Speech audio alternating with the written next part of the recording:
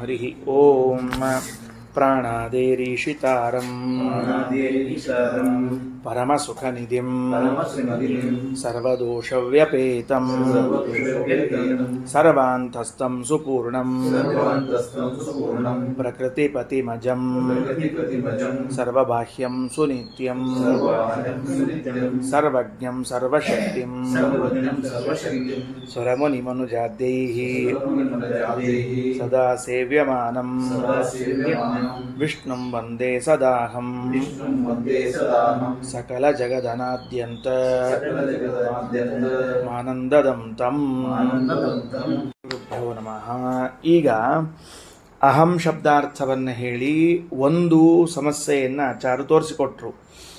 ಏನು ತೋರಿಸಿಕೊಟ್ರು ಅಂದ್ರೆ, ಅಹಂ ಬ್ರಹ್ಮಾಸ್ಮಿ ಅನ್ನುವಂಥ ವಾಕ್ಯವನ್ನು ಬೇರೆಯವರು ವ್ಯಾಖ್ಯಾನ ಮಾಡಿದಂತೆ ನಾವೇನಾದರೂ ಅರ್ಥೈಸ್ಲಿಕ್ಕೆ ಹೋದರೆ ಏನು ಸಮಸ್ಯೆಗಳು ಎದುರಾಗ್ತದೆ ಅಂತಂದ್ರೆ, ಆತ್ಮಾನಂ ಎನ್ನುವ ಪದ ವ್ಯರ್ಥ ಆಗಬೇಕಾಗ್ತದೆ. ಯಾಕೆ? ತದ್ ಬ್ರಹ್ಮ ಅವೇತ್ ಅಹಂ ಬ್ರಹ್ಮಾಸ್ಮಿ, ಇಷ್ಟೇ ಸಾಕು. ಆ ಬ್ರಹ್ಮ ತಿಳಿದುಕೊಂಡಿತು ನಾನು ಬ್ರಹ್ಮನಿದ್ದೇನೆ ಅಂತ, ಆ ಬ್ರಹ್ಮ ತಿಳಿದುಕೊಂಡಿತು ನಾನು ಬ್ರಹ್ಮನಿದ್ದೇನೆ ಅಂತ. ಇದನ್ನು ಬಿಟ್ಟು ಆ ಬ್ರಹ್ಮ ತಿಳಿದುಕೊಂಡಿತು ತನ್ನನ್ನು ತಾನು ನಾನು ಬ್ರಹ್ಮನಿದ್ದೇನೆ ಎಂದು ಅಂತ ಹೀಗೆ ವಾಕ್ಯ ರಚನೆ ಇರೋದಿಲ್ಲ. ಕನ್ನಡದಲ್ಲಾಗಲಿ ಸಂಸ್ಕೃತದಲ್ಲಾಗಲಿ ಇರೋದಿಲ್ಲ. ಪ್ರಶ್ನೆಗೆ ಉತ್ತರವನ್ನು ಕೊಡ್ತಾ ಬಂದಿದ್ದಾರಾದ್ದರಿಂದ ಅಲ್ಲಿ ಏನು ಪ್ರಶ್ನೆ ಕೇಳಿದ್ರು? ಬ್ರಹ್ಮ ತನ್ನ ಸ್ವರೂಪವನ್ನು ತಿಳಿದುಕೊಂಡಿತ, ತನ್ನ ಸ್ವರೂಪ ಅತಿರಿಕ್ತವಾದದ್ದನ್ನು ತಿಳಿದುಕೊಂಡಿತ ಅಂತದ.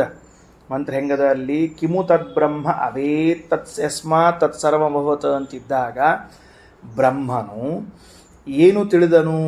ಏನು ತಿಳಿದದ್ದಕ್ಕಾಗಿ ತಾನು ತಾನು ಎಲ್ಲರಿಂದ ಅಭಿನ್ನನಾದನು ಅಂತ ಕೇಳಿದ್ದಕ್ಕೆ ತದವೇತ್ ಅಹಂ ಬ್ರಹ್ಮಾಸ್ಮಿ, ಬ್ರಹ್ಮನು ತಿಳಿದನು ನಾನು ಬ್ರಹ್ಮನಿದ್ದೇನೆಂದು, ಇಷ್ಟೇ ಸಾಕು. ಬ್ರಹ್ಮನು ತಿಳಿದನು ತನ್ನನ್ನು ತಾನು ಬ್ರಹ್ಮನಿದ್ದೇನೆಂದು ಅಂತ ಹಿಂಗೆ ಯಾವ ವಾಕ್ಯಗಳನ್ನು ಪ್ರಯೋಗ ಮಾಡಬಾರ್ದು. ಸರಿ ಆಯ್ತಾ? ಯಾಕೆ? ಅಲ್ಲಿ ಹೆಂಗದ ಅಂದ್ರೆ, ತತ್ ಆತ್ಮಾನಂ ಏವ ಅವೇತ್, ಅದು ತನ್ನನ್ನೇ ತಿಳಿದುಕೊಂಡಿತು. ಏನೆಂದು? ಅಹಂ ಬ್ರಹ್ಮಾಸ್ಮಿ ಎಂದು, ನಾನು ಬ್ರಹ್ಮನಿದ್ದೇನೆ ಎಂದು.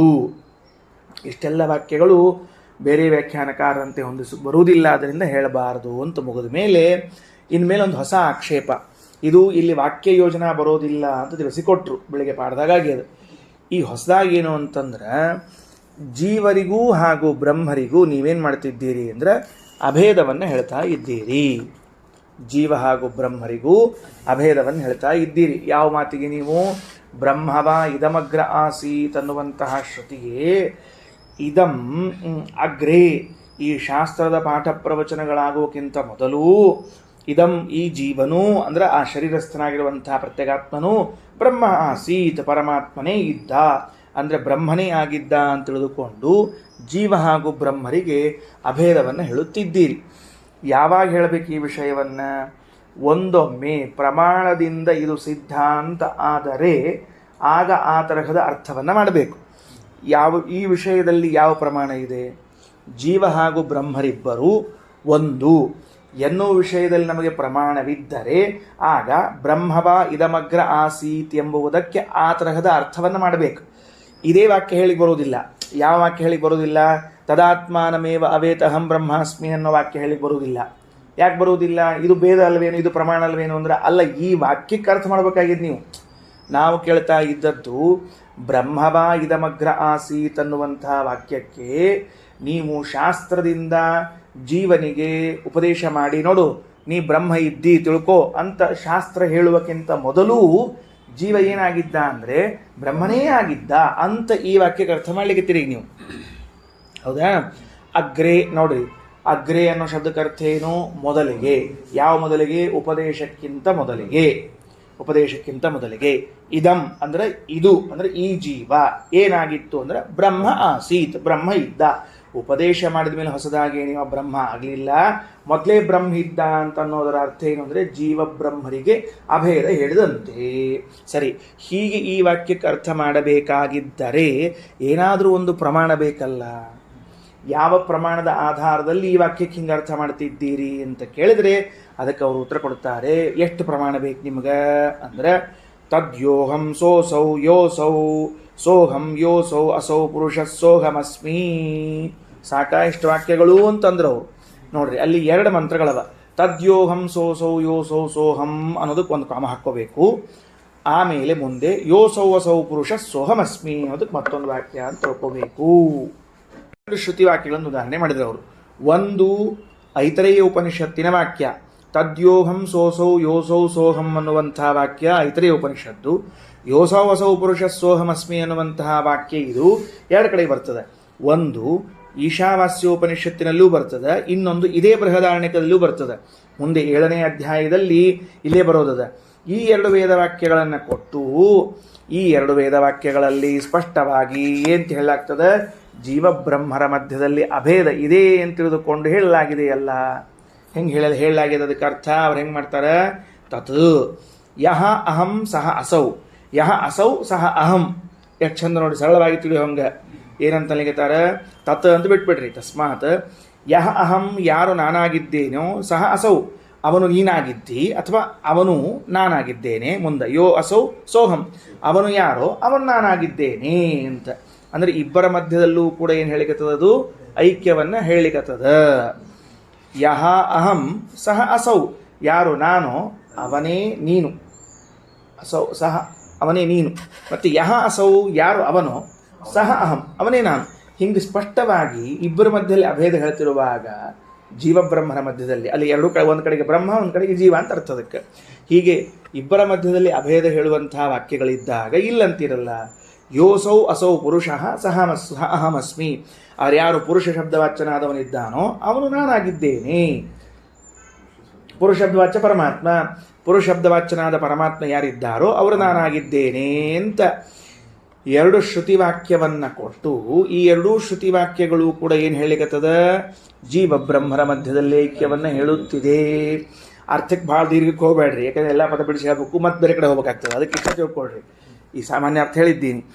ಈ ಎರಡು ವಾಕ್ಯಗಳಿಂದ ನಮಗೆ ಜೀವಬ್ರಹ್ಮರು ಅಭಿನ್ನರು ಎಂದು ತಿಳಿದು ಬರ್ತಿರುವಾಗ ಅದನ್ನು ಇಟ್ಟುಕೊಂಡು ಅದರ ಬಲದಂತೆ ಬ್ರಹ್ಮವ ಇದಮಗ್ರ ಆಸೀತ್ ಅನ್ನೋ ವಾಕ್ಯಕ್ಕೆ ಜೀವಬ್ರಹ್ಮರ ಅಭೇದವನ್ನು ಹೇಳಲಿಕ್ಕೆ ಹೊರಟದಂತ ಅರ್ಥ ಮಾಡ್ತೀವಿ ಅಂತಾಯ್ತು. ಈಗ ಸರಿ ಆಯ್ತಾ?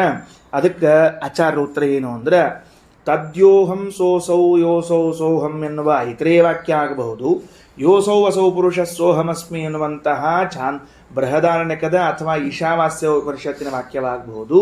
ಇದು ಜೀವೇಶ್ವರರ ಐಕ್ಯವನ್ನು ಹೇಳಲಿಕ್ಕೆ ಬಂದಿಲ್ಲ. ಒಂದು ವೇಳೆ ಆ ವಾಕ್ಯ ಜೀವೇಶ್ವರ ಐಕ್ಯ ಹೇಳಿತ್ತು ಸಿದ್ಧ ಆದ್ರೆ ಅದರ ಬಲದಿಂದ ಇಲ್ಲಿ ಅರ್ಥವನ್ನು ನೀವು ಮಾಡಬಹುದು. ಯಾವುದರ ಬಲದಿಂದ? ಅಲ್ಲೆಲ್ಲೇನು ಪ್ರಮಾಣ ಕೊಟ್ಟಿದ್ದೀರಿ ನೀವು, ಆ ಪ್ರಮಾಣದ ಬಲದಿಂದಾಗಿ ಇಲ್ಲಿ ಐಕ್ಯ ಅರ್ಥ ಮಾಡಬಹುದು. ಅದು ಹೇಳಲಿಕ್ಕೆ ಬಂದಿಲ್ಲ. ಮತ್ತು ಏನು ಹೇಳಲಿಕ್ಕೆ ಬಂದದ ಆ ವಾಕ್ಯಗಳು? ಇಲ್ಲಿ ಬಂದಿಲ್ಲ ಅಂತ ಹೇಳಿಕತ್ತೀರಿ ನೀವು, ಅದರ ಅರ್ಥ ಹೇಳ್ರಿ ಹೆಂಗಾರ ಅಂತಂದ್ರೆ ಅದಕ್ಕೆ ರಘುತ್ತಮ ಸ್ವಾಮಿಗಳು ವ್ಯಾಖ್ಯಾನ ಮಾಡ್ತಾರೆ. ಏನಂತಾರೆ ನೋಡ್ರಿ. ಸಹ ತದ್ಯಹ ಸಹ ಯಹ, ಯಾರಪ್ಪ ಅವ ಸಹ ಯಹ ಅಂದ್ರೆ ಎರಡನೇ ಮಂತ್ರದ ಹೇಳಿಕತ್ತಾರೆ ಅವರು. ಯೋಸೌ ಅಸೌ ಪುರುಷ ಸೋಹಮಸ್ಮಿ ಹೇಳಿಕತ್ತಾರೆ. ಈಗ ಅವರು ಅದು ಇಲ್ಲೂ ಅದ ಅಲ್ಲಿಯೂ ಅದ ಕಾಣಿಸ್ತಾರೆ, ಎರಡು ಕಡೆ ಹೇಳಿಕತ್ತಾರೆ. ಹಂಗಾಗಿ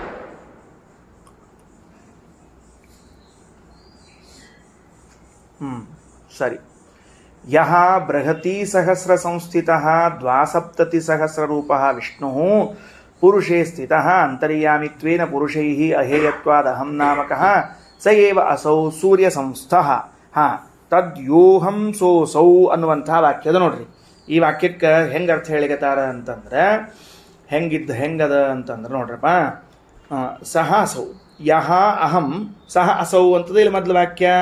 ಅಷ್ಟಕ್ಕೆ ತಗೊಳ್ರಿ. ಯಹ ಅಹಂ ಅಂತಂದ್ರೆ ಯಾವ ವ್ಯಕ್ತಿ ನಮ್ಮಲ್ಲಿರುವಂತಹ 72,000 ನಾಡಿಗಳಲ್ಲಿದ್ದ ಭಗವದ್ ರೂಪಗಳಿವೆಯೋ, ಎಷ್ಟವ ನಾಡಿಗಳು? 36,000 ಪುರುಷ ನಾಡಿಗಳು, 36,000 ಸ್ತ್ರೀ ನಾಡಿಗಳು, ಒಟ್ಟಿನಲ್ಲಿ 72,000. ಬೃಹತಿ ಸಹಸ್ರ ಗೊತ್ತಾಯ್ತಾ? ಬೃಹತಿ ಸಹಸ್ರ ಮಂತ್ರ ಪ್ರತಿಪಾದ್ಯನಾದ, ಮತ್ತೆ ಬರೆಸ್ತೀನಿ ಕೇಳಿಸ್ಕೊಂಡ್ಬಿಡ್ರಿ. ಬೃಹತಿ ಸಹಸ್ರ ಮಂತ್ರ ಪ್ರತಿಪಾದ್ಯನಾದ 72,000 ರೂಪಗಳ ಪರಮಾತ್ಮನಿದ್ದಾನ. ಅವ ಅಹಂ ಯಹ ಅಹಂ, ಅವ ನಮ್ಮಿಂದ ಅಹೇಯನಾಗಿದ್ದಾನಾದ್ದರಿಂದ ಅಹಂ ನಾಮಕನಾಗಿದ್ದಾನೆ. ಅಸೌ ಏನಾಗ್ಯಾನ? ತದ್ಯಹ ಸಹ ಅಸೌ, ಅವನ ಮುಂದೆ ಏನಾಗಿದ್ದಾನಂದ್ರೆ ಅವನೇ ಸೂರ್ಯನಲ್ಲಿ ಇದ್ದಾನ. ಸರಿ ಆಯ್ತಾ? ಯೋಸೌ ಸೋಹಂ, ಆ ಸೂರ್ಯನಲ್ಲಿರ್ತಕ್ಕಂತಹ ಪರಮಾತ್ಮನಿದ್ದಾನೋ ಅವನು ನನ್ನಲ್ಲಿರುವಂತಹ ಪರಮಾತ್ಮನಿಂದ ಅಭಿನ್ನನಾಗಿದ್ದಾನೆ. ಹಿಂಗರ್ಥ ಅದಕ್ಕೆ.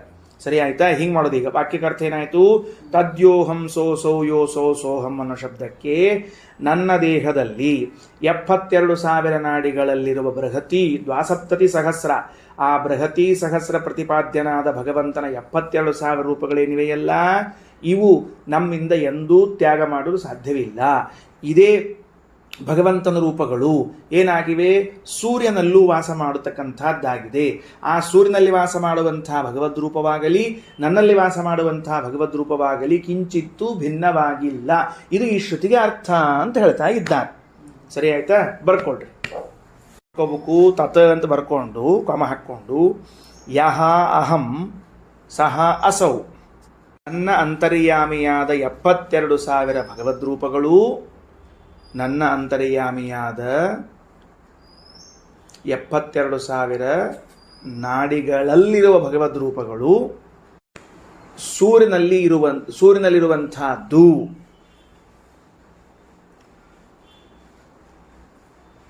ಅವುಗಳೇ. ಸೂರ್ಯನಲ್ಲಿರುವಂತಹದ್ದು ಅವುಗಳೇ. ನನ್ನ ದೇಹದಲ್ಲಿ ಯಾವ 72,000 ನಾಡಿಗಳಲ್ಲಿ ರೂಪಗಳವ, ಅವುಗಳೇ ಸೂರ್ಯನಲ್ಲೂ ಇವೆ. ಸೌ ಸೋಹಂ ಬರ್ಕೊಂಡು ಸೂರ್ಯನಲ್ಲಿರುವ ಭಗವದ್ ರೂಪಕ್ಕೂ ನನ್ನ ಅಂತರ್ಯಾಮಿ ಭಗವದ್ ರೂಪಕ್ಕೂ, ಸೂರ್ಯನಲ್ಲಿರುವ ಭಗವದ್ ರೂಪಕ್ಕೂ ಭಗವದ್ ರೂಪಗಳಿಗೂ, ಬಹುವಚನದ ಸೂರ್ಯನಲ್ಲಿರುವ ಭಗವದ್ ರೂಪಗಳಿಗೂ ಹಾಗೂ ನನ್ನ ದೇಹದಲ್ಲಿರುವ ಭಗವದ್ ರೂಪಗಳಿಗೂ ಕಿಂಚಿತ್ತೂ ಭೇದವಿಲ್ಲ.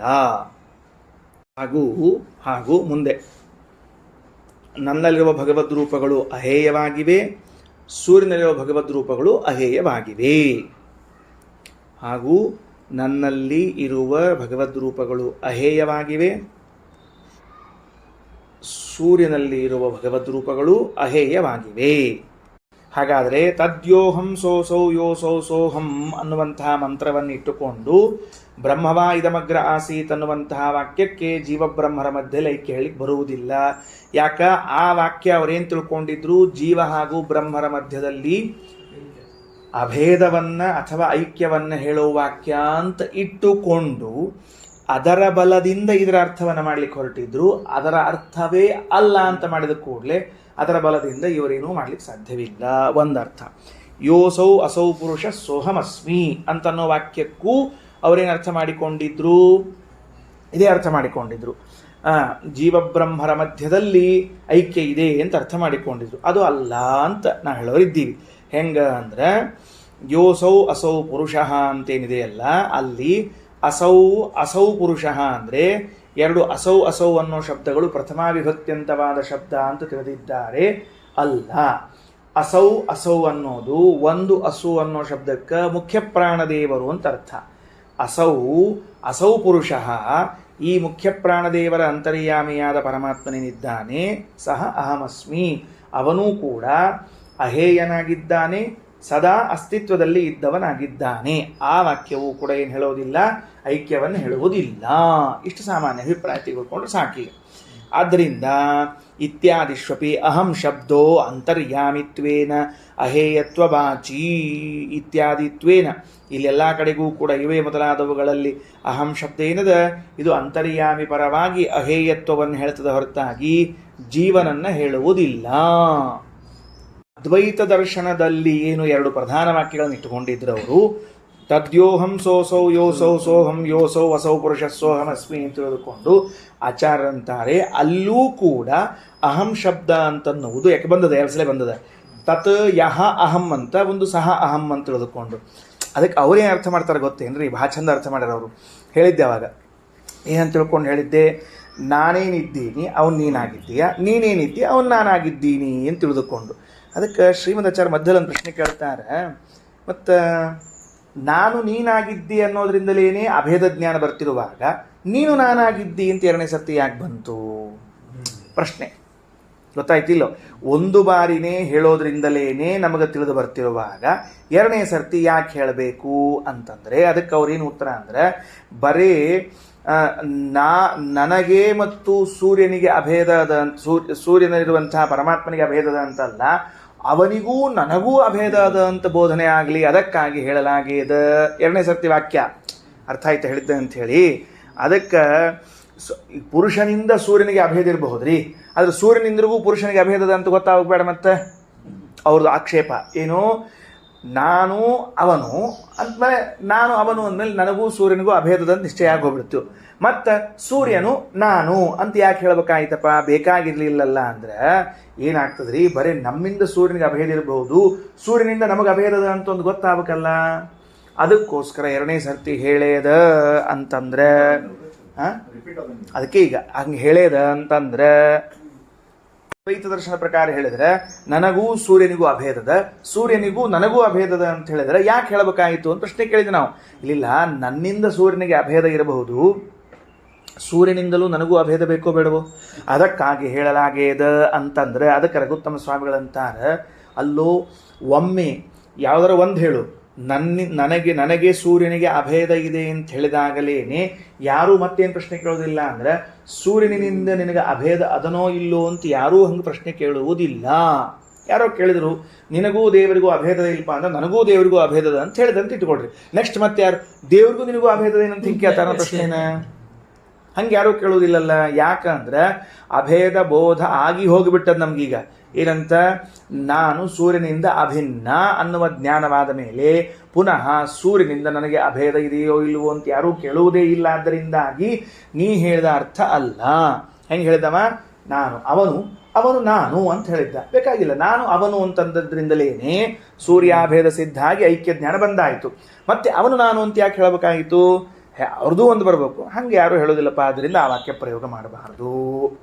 ಹೌದು, ಅದಕ್ಕವ ಅಂತ ನಮಗೆ ನೀವು ಮಾಡಬಾರ್ದು ಅಂತ ಹೇಳಿದ್ರಿ. ಮತ್ತು ನೀವೇನು ಮಾಡಿದ್ರಿಪ್ಪ, ಮತ್ತು ನೀವು ಅದ ಮಾಡಿರಿ. ನನ್ನ ಅಂತರ್ಯಾಮಿಯಾದವನೇ ಸೂರ್ಯನ ಅಂತರ್ಯಾಮಿ, ಸೂರ್ಯನ ಅಂತರ್ಯಾದವ ನನ್ನ ಅಂತರ್ಯಾಮಿ, ನೀವು ಅದ ಅರ್ಥ ಮಾಡಿರಿ. ನಾನು ಬರೀ ಜೀವ ಈಗ ಹೇಳಿದ್ದೆ, ನೀವು ಭಗವಂತನ ಈಗ ಹೇಳಿದ್ದೆ, ಅಲ್ಲೇನರ ಭೇದ ಜ್ಞಾನ ಬರ್ತೇನು. ನನ್ನ ಅಂತರ್ಯಾಮಿಯಾಗಿರುವಂತಹ ಪರಮಾತ್ಮ ಸೂರ್ಯನ ಅಂತರ್ಯಾಮಿಯಾದವನು ಅಂದಾಗಲೇನೆ ಸೂರ್ಯ ಅಂತರ್ಯಾಮಿ ಮದಂತರ್ಯಾಮಿ ಇಬ್ಬರು ಅಭಿನ್ನರು ಅಂತ ಗೊತ್ತಾದ್ಮೇಲೆ ಮತ್ತು ಸೂರ್ಯನ ಅಂತರ್ಯಾಮಿ ಆದವು ನನ್ನ ಅಂತರ್ಯಾಮಿ ಅಂತ ಹೆಂಗಂದ್ರಿಪ್ಪ ನೀವು, ನಿಮಗೂ ಕೇಳ್ತೀನಿ ನಾನು ಅಂದ್ರೆ ಅದಕ್ಕೆ ಉತ್ತರ ಕೊಡ್ತಾರೆ ಶ್ರೀಮದಾಚಾರ್ಯ. ಅದರ ಮಧ್ಯದಲ್ಲಿ ಅವ ಮತ್ತೊಂದು ಪ್ರಶ್ನೆ ಹೇಳ್ತಾನೆ, ಏನಿಲ್ಲ ಅಭ್ಯಾಸ ಅಂತ ಹೇಳ್ತಾನೆ ಪಾಪ.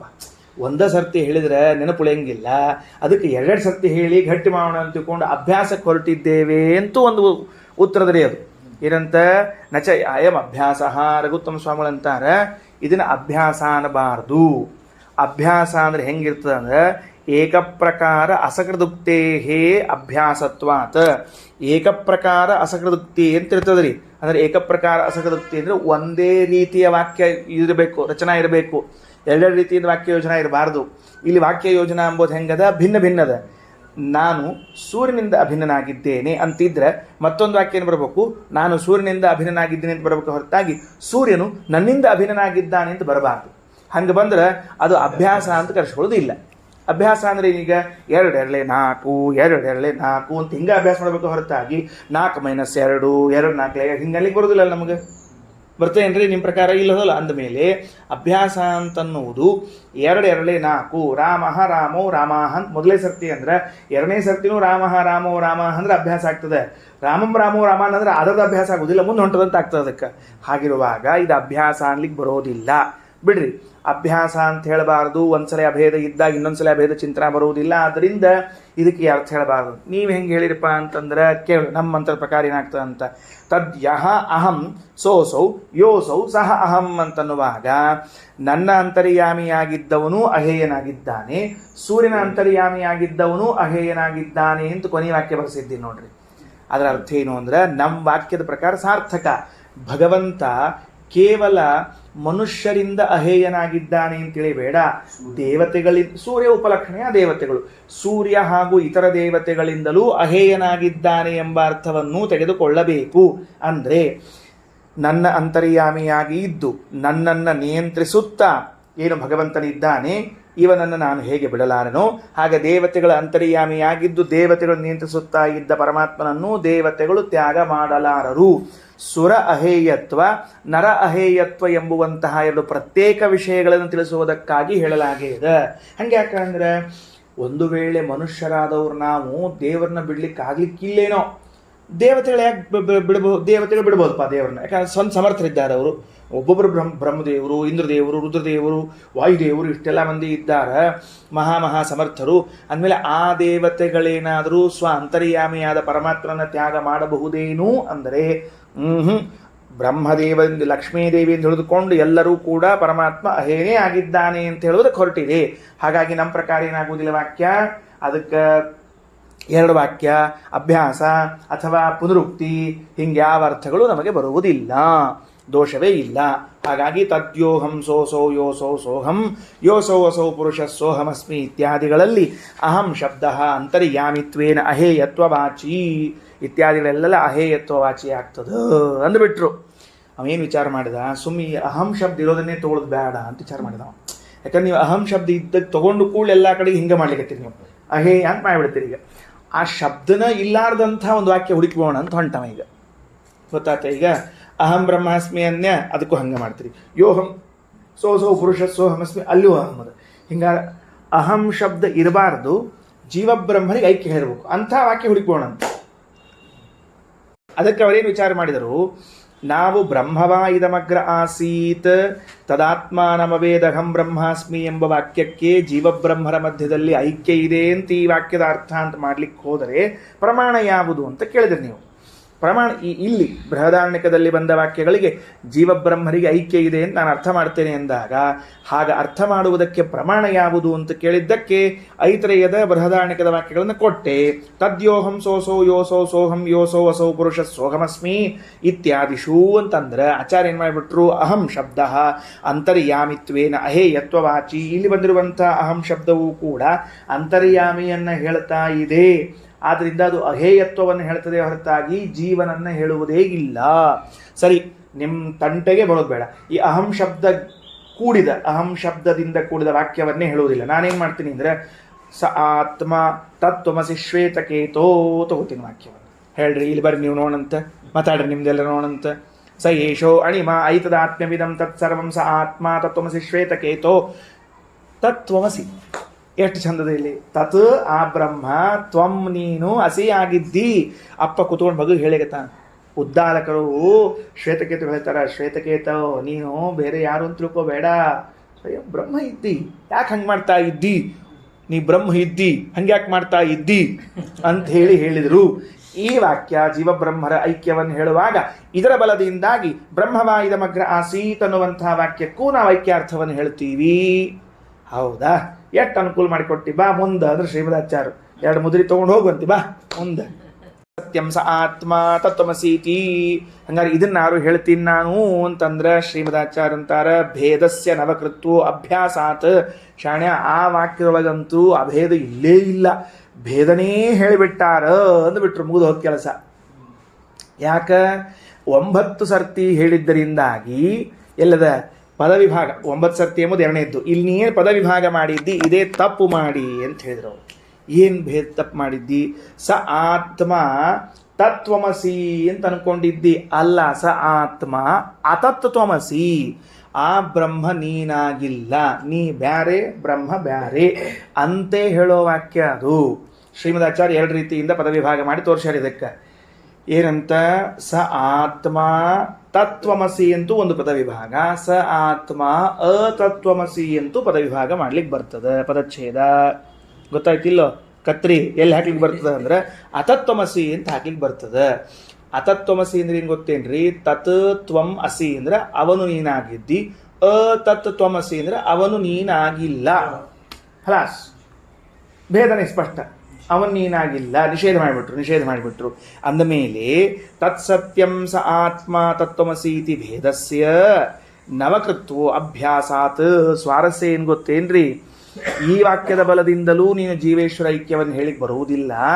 ಯಾಕ ಅಂದ್ರೆ ಸ ಆತ್ಮ ಅತತ್ವಮಸಿ ಅಂತ ತಿಳಿದುಕೊಂಡು ಸೈವ ಪರಮಾತ್ಮ ತ್ವಂತು ಅತತ್, ಅವನೇ ಪರಮಾತ್ಮ, ಸ ಆತ್ಮ ಪರಮಾತ್ಮ, ನೀನು ಅತತ್ ಅವನಿಂದ ಭಿನ್ನನಾದ ವಸ್ತುವಾಗಿದ್ದಿ ಅಂತ ಹೇಳಿದ್ರಿಂದ ಈ ವಾಕ್ಯದಿಂದಲೂ ಜೀವೇಶ್ವರೈಕ್ಯ ಸಿದ್ಧ ಆಗುವುದಿಲ್ಲ.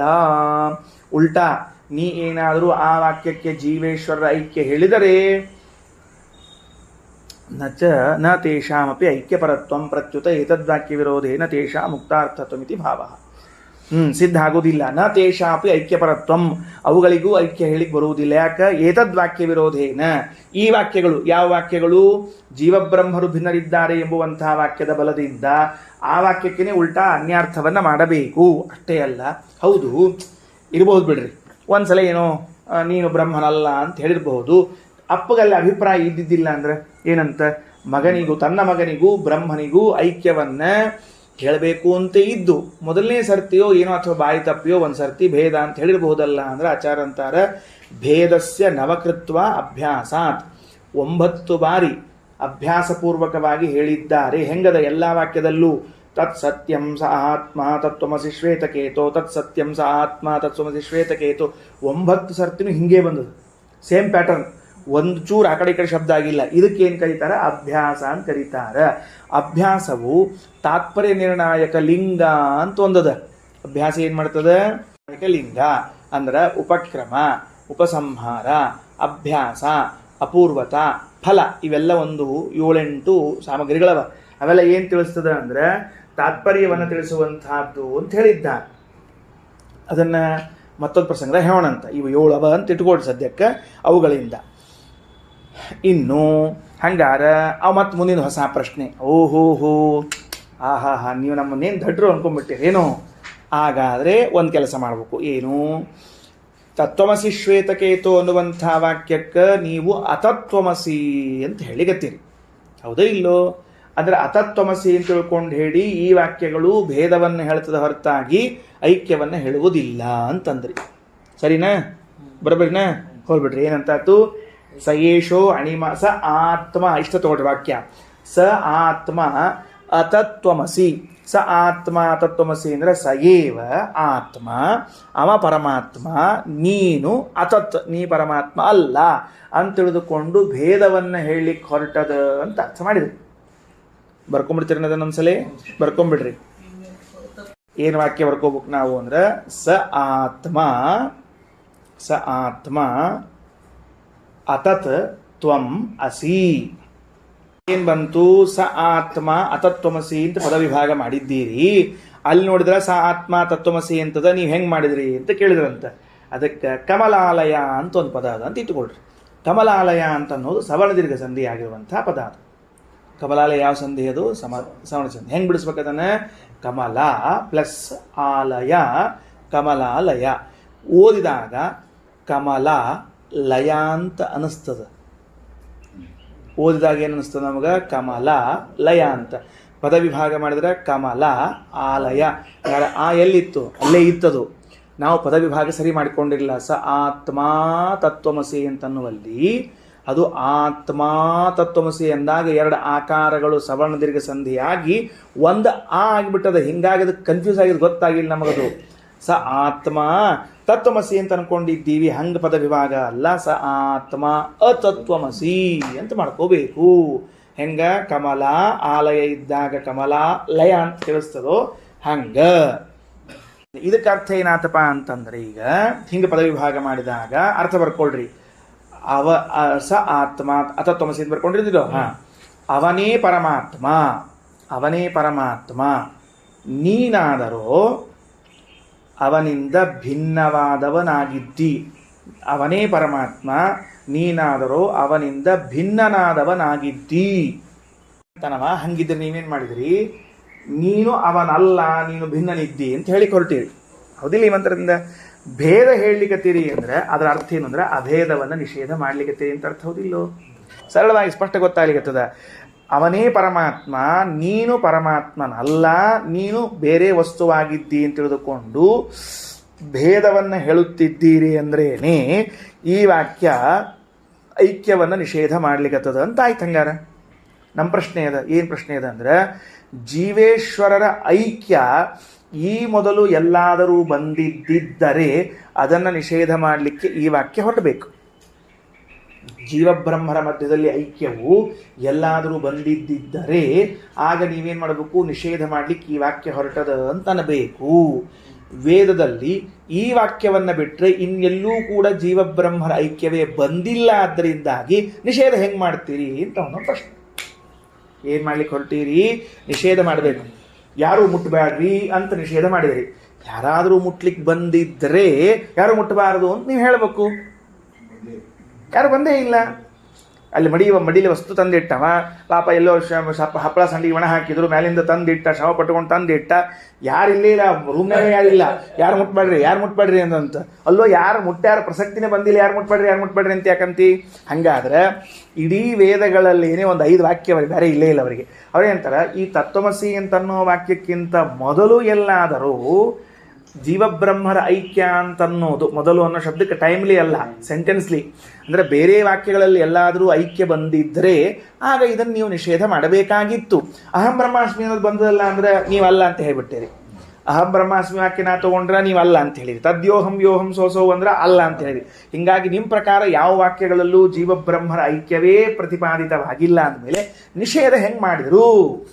ನಿಷೇಧ ಪ್ರಾಪ್ತಸ್ಯ ನಿಷೇಧ ನತು ಅಪ್ರಾಪ್ತಸ್ಯ ನಿಷೇಧ. ಯಾವುದಾದ್ರೂ ಪ್ರಾಪ್ತವಾಗಿದ್ರೆ ಮಾತ್ರ ನಿಷೇಧ ಮಾಡ್ಲಿಕ್ಕೆ ಬರ್ತದೆ, ಪ್ರಾಪ್ತವೇ ಆಗಿಲ್ಲ ಹೆಂಗೆ ನಿಷೇಧ ಮಾಡಿದ್ರಿ ಅನ್ನೋ ಪ್ರಶ್ನೆ. ಅರ್ಥ ಆಯ್ತಾ? ಈಗ ಒಂದು ಒಳ್ಳೆ ಪ್ರಶ್ನೆ ಕೇಳ್ತಾನ. ಹೆಂಗೆ ಹೇಳಿದ್ರಿ ಇದನ್ನು ನಿಷೇಧ ಮಾಡ್ಲಿಕ್ಕೆ ಹೊರಟದ್ದು? ಪ್ರಾಪ್ತವೇ ಆಗಿಲ್ವಲ್ಲ ಅಂತ ಪ್ರಶ್ನೆ ಬಂದ್ರೆ ಶ್ರೀಮದಾಚಾರ್ಯ ಅಂತಾರೆ, ನೀನು ಇಂಥವನು ಅಂತ ನನಗೆ ಮೊದಲೇ ಅನಿಸಿತ್ತು, ನೀನು ಹಿಂಗೆ ಪ್ರಶ್ನೆ ಮಾಡ್ತಿ ಅಂತ ನನಗೆ ಗೊತ್ತಿತ್ತು. ನಿಷೇಧ ಮಾಡಬೇಕಾದಾಗ ಮೊದಲಿಗೆ ಪ್ರಾಪ್ತವಾಗಿರಬೇಕು. ಹೌದು ತಾನೇ? ಸರಿ ಅದ. ಯಾರಿಲ್ಲಂದಾರ ಈ 9 ಬಾರಿ ಇದೇನು ಅಭ್ಯಾಸ ಮಾಡಿ ಹೇಳಿಕತ್ತದ, ಇದು ನೀನು ಬ್ರಹ್ಮನಲ್ಲ ಅಂತ ಅನ್ನೋದು ಹೇಳಿಕತ್ತದ.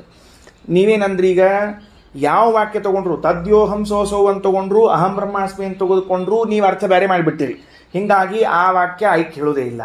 ಈ ವಾಕ್ಯದಿಂದ ಐಕ್ಯ ಹೇಳಬೇಕು ಅಂದ್ರೆ ಭೇದ ಹೇಳಿಕತ್ತದ ಅಂತಂತೀರಿ. ಅಂದಮೇಲೆ ಎಲ್ಲಿವ ಅಂತ ತಿಳ್ಕೊಂಡು ಕೇಳಿ ಶ್ರೀಮದಾಚಾರ್ಯ ಅಂತಾರೆ, ಕರೆಕ್ಟ್, ಬರೋಬ್ಬರಿ ಸಿಕ್ಕಾಕೊಂಡು ನನ್ನ ಕೈಯಾಗಂತಾರೆ, ನೀ ಯಾವ ವಾಕ್ಯವನ್ನು ಮೊದಲು ಕೊಟ್ಟಿದ್ದಿ ಅದನ್ನು ಹೇಳಂತ.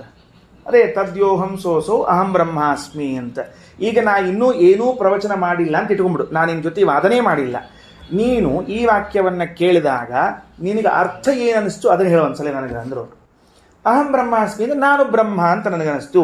ತದ್ಯೋಹಂ ಸೋಸೋ ಯೋಹಂ ಅನ್ನೋದಕ್ಕೆ ಅರ್ಥ ಏನನ್ನಿಸ್ತು? ನಾನು ಬ್ರಹ್ಮ ಅಂತ ಅನ್ನಿಸ್ತು. ಹಾಗಾದರೆ ನಾನು ವ್ಯಾಖ್ಯಾನ ಮಾಡುವಕ್ಕಿಂತಲೂ ಮೊದಲು ನಿನಗೆ ಆ ವಾಕ್ಯಗಳ ಅರ್ಥ ಏನನಿಸಿದೆ ಅಂದರೆ ಜೀವಬ್ರಹ್ಮರ ಮಧ್ಯದಲ್ಲಿ ಐಕ್ಯವಿದೆ ಅಂತ ಅನಿಸಿದೆಯೋ ಇಲ್ಲವೋ? ಹಾಗಿದ್ದರೆ ಶ್ರುತಿಯನ್ನು ಸರಿಯಾಗಿ ಅರ್ಥ ಮಾಡಿಕೊಳ್ಳದೆ ಇರುವ ಸ್ಥಿತಿಯಲ್ಲಿ ಯಾವ ಜೀವಬ್ರಹ್ಮರ ಐಕ್ಯ ಅಂತನ್ನುವುದು ತೋರ್ತಾ ಇದೆಯೋ ಅದನ್ನು ನಿರಾಕರಣೆ ಮಾಡಲಿಕ್ಕೆ ಸ ಆತ್ಮ ತತ್ವಮಸಿ ಶ್ವೇತಕೇತು ಅನ್ನೋ ವಾಕ್ಯ ಹೊರಟಿದೆ. ಭ್ರಾಂತಿ ನಿನಗೆ ಬಂದದದು. ಏನು ಭ್ರಾಂತಿ ಬಂದದ ಅಂದ್ರೆ ಅಹಂ ಬ್ರಹ್ಮಾಸ್ಮಿ ಅನ್ನುವಂತಹ ವಾಕ್ಯದಿಂದ ಜೀವಬ್ರಹ್ಮರ ಮಧ್ಯದಲ್ಲಿ ಐಕ್ಯ ಹೇಳಲಿಕ್ಕೆ ಹೊರಟದ ಅಂತ ಒಂದು ಭ್ರಾಂತಿ ಬಂದದ ನಿನಗೆ. ಹೌದು, ಸರಳದ. ನಾ ಕೇಳ್ತೀನಿ, ಅಹಂ ಬ್ರಹ್ಮಾಸ್ಮಿ ಅಂದ್ರೆ ಏನ್ರಿ ಅರ್ಥ? ನಾ ಬ್ರಹ್ಮ ಇದ್ದೀನಿ ರೀ ತಕ್ಷಣ ಹೇಳ್ತೀರಿ ನೀವು. ಹಂಗಾರ ಇದು ಯಾಕೆ ಬಂತು ಅಂದರೆ ಭ್ರಾಂತಿಯಿಂದ ಬಂತು. ಕಾರಣ ಏನು ಅಂದರೆ ಹಗ್ಗವನ್ನು ತುಳಿದು ಹಾವು ಅಂತ ಭ್ರಾಂತಿಯನ್ನು ತಿಳಿದುಕೊಂಡಂತೆ ಅಹಂ ಬ್ರಹ್ಮಾಸ್ಮಿ ಅನ್ನೋ ವಾಕ್ಯವನ್ನು ಕೇಳಿದ ಕೂಡಲೇ ಅನಿಸೋದು ನಾನು ಬ್ರಹ್ಮನಿದ್ದೇನೆ ಅಂತ. ಶ್ರುತ್ಯರ್ಥ ಸರಿಯಾಗಿ ಆಗದೇ ಇದ್ದಾಗ ಭ್ರಾಂತಿಯಿಂದ ಏನು ಜೀವಬ್ರಹ್ಮರ ಐಕ್ಯ ತೋರಿ ಬರ್ತದೋ ಅದು ಅಲ್ಲ ಅಂತ ತಿಳಿಸುವುದಕ್ಕೇನೆ ಸ ಆತ್ಮ ಅತತ್ವಮಸಿ ಶ್ವೇತಕೇತೋ ಅಂತ ನಿಷೇಧಕ್ಕೆ ಹೊರಟದ. ಅಂದರೆ ವಾಸ್ತವಿಕವಾಗಿ ಐಕ್ಯ ತೋರಿ ಬಂದದ್ದನ್ನು ನಿರಾಕರಣೆ ಮಾಡ್ಲಿಕ್ಕತ್ತ ಅಂತಲ್ಲ, ಭ್ರಾಂತಿಯಿಂದ ಏನು ನಿನಗೆ ಐಕ್ಯ ತೋರ್ಲಿಕ್ಕತ್ತದ ಅಂಥ ಐಕ್ಯ ತಪ್ಪು ಅಂತ ಹೇಳಿ ಈ ವಾಕ್ಯ ಹೊರಟದ. ಸರಿ ಅದಲ್ಲ. ಎಲ್ಲಿ ಅಪ್ರಾಪ್ತವಾದ್ದನ್ನೆಲ್ಲ ನಿಷೇಧ ಮಾಡ್ಲಿಕ್ಕತ್ತದ ವೇದ? ಪ್ರಾಪ್ತವಾದದ್ದನ್ನೇ ನಿಷೇಧ ಮಾಡ್ಲಿಕ್ಕತ್ತದ. ತಗೊಳ್ರಿ ಈಗ ತದ್ಯೋಹಂ ಸೋಸೌ ಅಹಂ ಬ್ರಹ್ಮಾಸ್ಮಿ ಇತ್ಯಾದಿ ವಾಕ್ಯಾನಾಂ ಸಮ್ಯಕ್ ಅರ್ಥ ಅಪರಿಜ್ಞಾನಾತ್. ಸರಿ ಆತಿಲ್ಲ? ಈಗ ಸಮ್ಯಕ್ ಅರ್ಥ ಅಪರಿಜ್ಞಾನಾತ್, ಸರಿಯಾದ ಅರ್ಥ ಆಗದೇ ಇದ್ದದರಿಂದಾಗಿ ಯಾವ ವಾಕ್ಯಕ್ಕೆ? ಅಹಂ ಬ್ರಹ್ಮಾಸ್ಮಿ ಅನ್ನೋ ವಾಕ್ಯಕ್ಕೆ ಸರಿಯಾಗಿ ಅರ್ಥ ಆಗದಿದ್ರೆ ಭ್ರಾಂತಿ ಪ್ರಾಪ್ತ ಅಭೇದ, ಭ್ರಾಂತಿಯಿಂದ ಪ್ರಾಪ್ತವಾದ ಅಭೇದವನ್ನು ಅತತ್ವಮಸಿ ಇತಿ ನವಕೃತ್ವ ನಿರಾಕ್ರಿಯತೆ. ಅತತ್ವಮಸಿ ಎಂಬುದರಿಂದ 9 ರೀತಿಯಿಂದ ನಿರಾಕರಣೆ ಮಾಡ್ಲಿಕ್ಕತ್ತದ. ಶ್ರೀಕೃಷ್ಣಾರ್ಪಣಮಸ್ತು.